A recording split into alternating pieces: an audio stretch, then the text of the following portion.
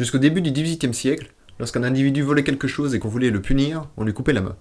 Pour les autres crimes, une pléthore de peines existait et était parfois cumulée.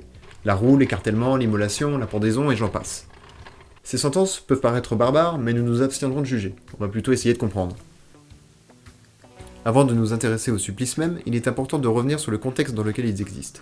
On va en effet partir du contexte historique, sociétal et idéologique qui sous-tendent les enjeux de ce système pénal, plutôt que de parler uniquement d'événements éparses. Mais ça, j'en reparlerai tout à l'heure. Pour l'instant, on va voir à quoi ressemble la France à la fin de l'époque moderne.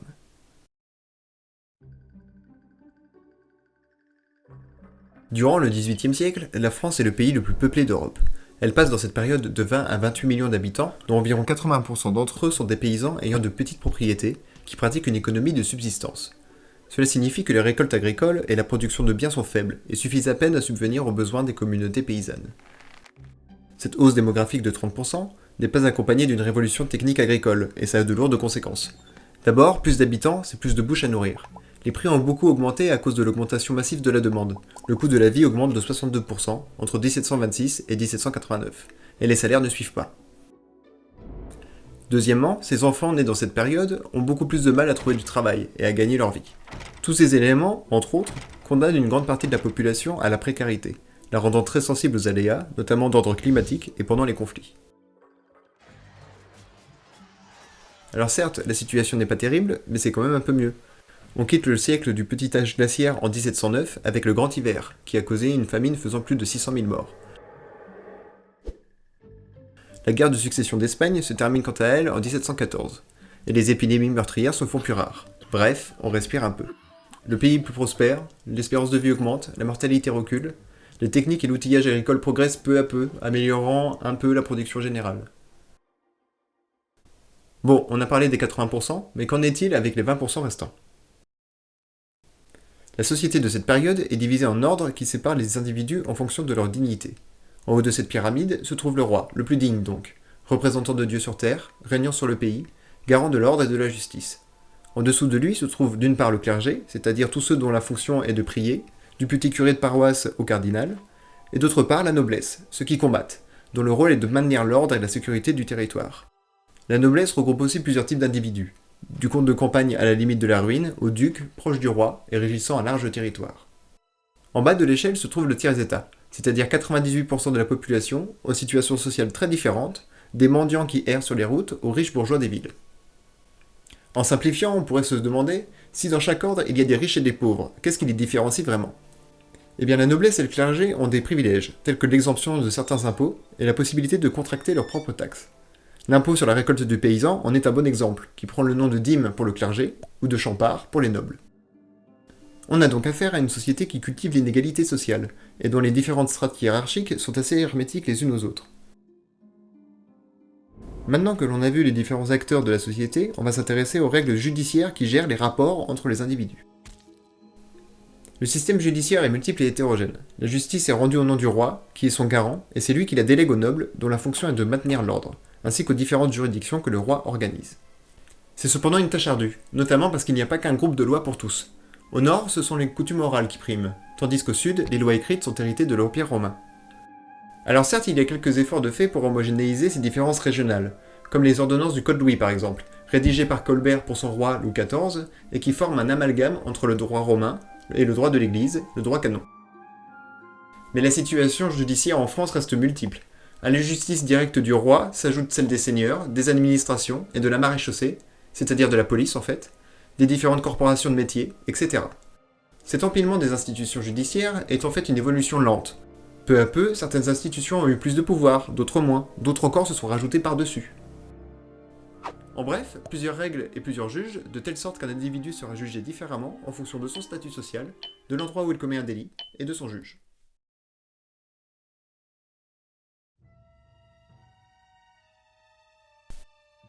Les juges, parlons-en. Traditionnellement, les seigneurs sont les principaux justiciers de l'Ancien Régime. En fait, leur fonction est autant de rendre la justice que de maintenir l'ordre, c'est-à-dire assurer la paix à l'intérieur du territoire. C'est à eux qu'incombe le devoir de gérer les affaires sur leur territoire, de punir les délits et de fixer les peines. Que ce soit pour des questions de droit, comme un impôt à payer ou un conflit sur un héritage, mais aussi dans les affaires criminelles. Les seigneurs, par leur nombre, forment un réseau judiciaire au niveau local, ce sont des relais du pouvoir en quelque sorte, d'autant plus que ce sont eux qui sont chargés de diffuser les ordonnances et les édits royaux.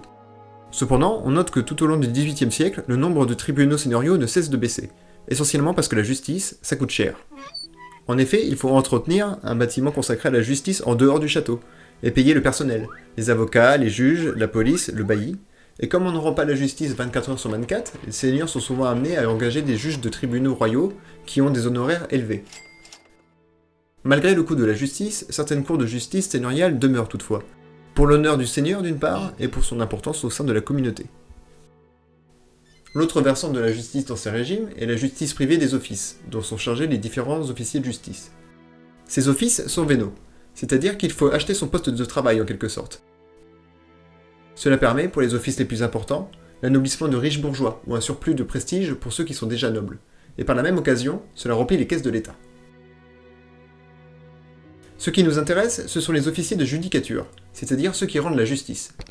Les magistrats, par exemple, siègent dans les différents tribunaux et rendent la justice au nom du roi. Ils sont payés en épices ou en argent directement par les plaideurs.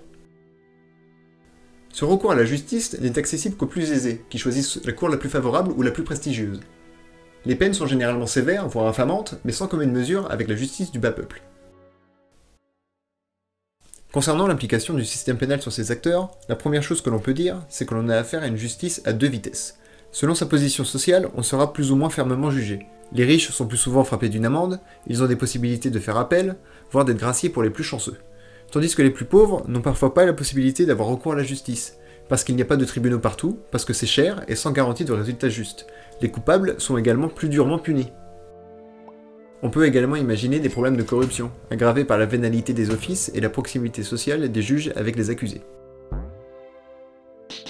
Cependant, même si la justice tend à se complexifier et à toucher de plus en plus de pans de la société au cours du XVIIIe, elle reste néanmoins limitée. Le vol de bois et de matières premières reste une chose commune pour les franges les moins aisées de la population, et l'absence ou le manque de contrôle permet donc ces larcins et l'existence de bandits de grand chemin.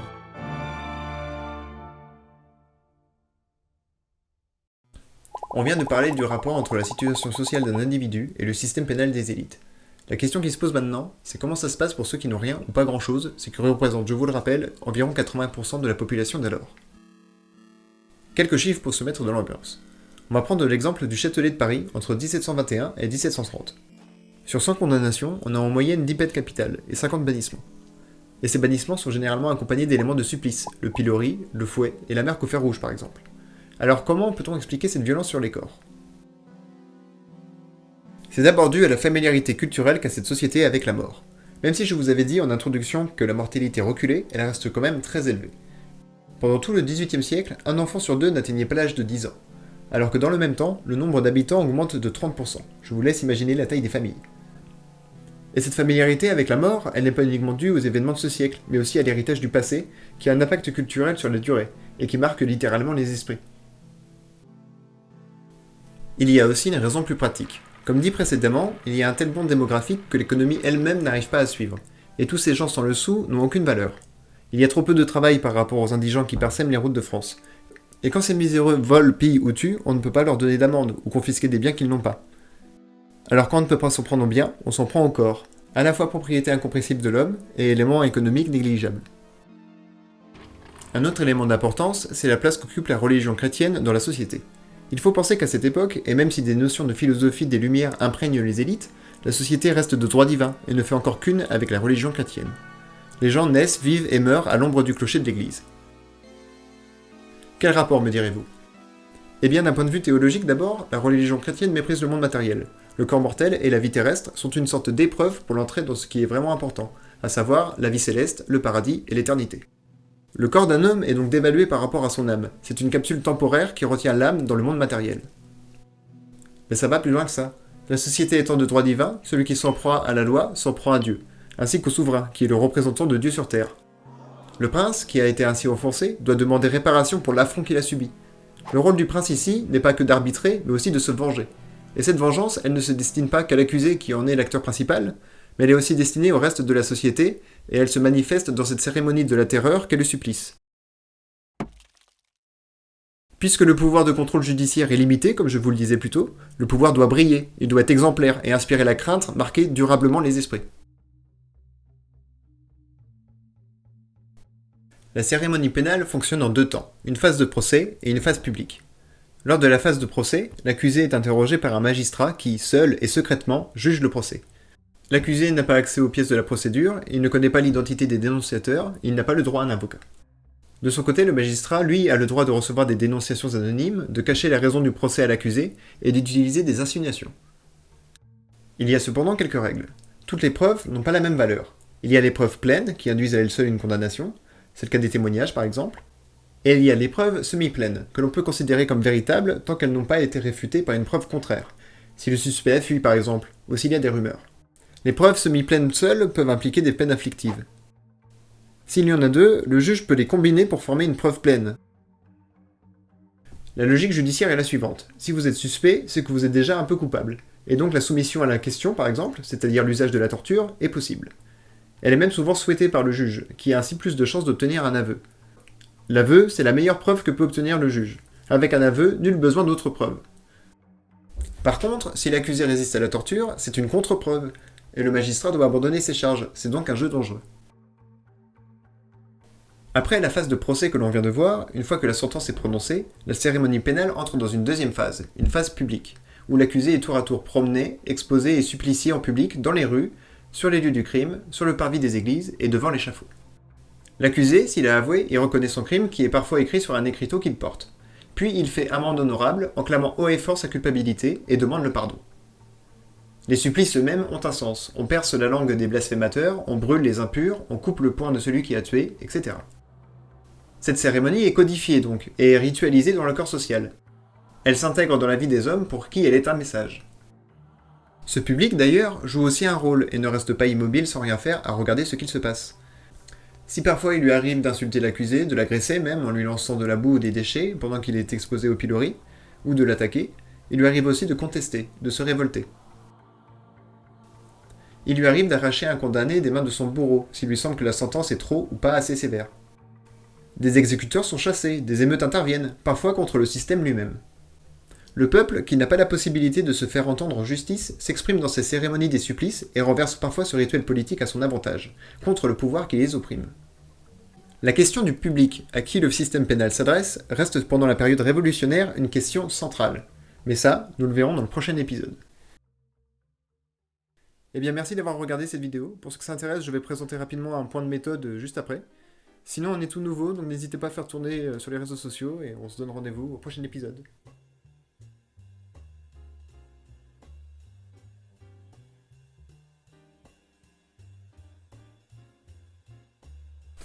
Vous vous souvenez, en introduction de cet épisode, je vous disais que pour aborder la question du système pénal, on allait partir du contexte plutôt que de s'attacher aux événements et aux hommes en tant qu'individus.